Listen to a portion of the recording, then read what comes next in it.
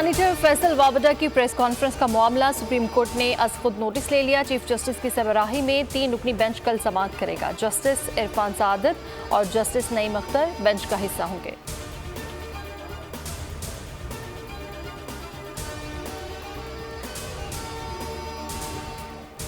Supreme court में नैब तरामीम case की समाअत, बानी पीटीआई की वीडियो लिंक पर पेशी। दौरान समाअत चीफ जस्टिस ने कहा, अगर ऑर्डिनेंस ही लाने हैं तो पार्लियामान को बंद कर दे। जस्टिस अतर मनोला का कहना था कि आइन पार्लियामान को कानून साजी के अख्तियार देता है।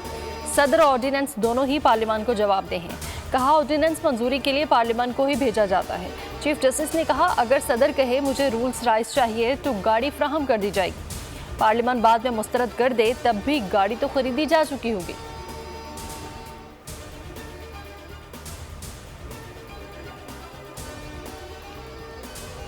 दौरान समाअत जस्टिस अतर मनोला ने कहा, पुलों के नीचे से पानी गुजर चुका। कहा, प्रैक्टिस एंड प्रोसीजर मुअत्तल करना दुरुस्त था या गलत, मगर बहरहाल इस अदालत के हुक्म से मुअत्तल था। चीफ जस्टिस ने कहा, एक कानून को मुअत्तल करे फिर उस केस को सुना ही ना जाए तो मुल्क कैसे तरक्की करेगा। आपको कानून पसंद नहीं तो पूरा केस सुनकर कलअदम कर दें। जस्टिस जमाल मंदोखिल ने कहा, जो हो गया वो हो गया, अब आगे बढ़ें। मखदूम अली खान ने कहा, हाई कोर्ट में ज़ेर समाअत दरख्वास्त सुप्रीम कोर्ट नहीं सुन सकती। नैब तरामीम केस भी सुप्रीम कोर्ट में काबिल समाअत नहीं था।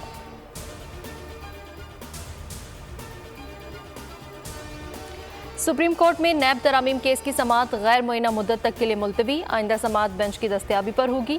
अदालत का हुक्म, बानी पीटीआई को आइंदा समाअत पर भी वीडियो लिंक पर पेश करने की हिदायत। अगली समाअत पर भी मखदूम अली खान दलाइल जारी रखेंगे। अदालत ने इस्लामाबाद हाई कोर्ट में नैब तरमीम समाअत का हुक्मनामा तलब कर लिया। दौरान समाअत चीफ जस्टिस काजी फाइज ईसा ने कहा, मखदूम अली खान अपनी ऊंची आवाज़ में दलाइल दे ताकि वीडियो लिंक पर मौजूद बानी पीटीआई भी आपको सुन सके।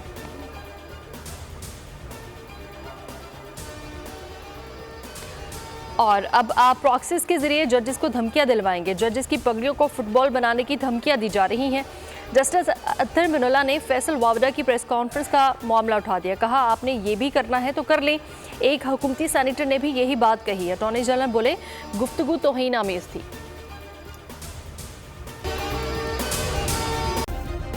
सब्सक्राइब करें और बेल दबाएं ताकि कोई खबर रह न जाए।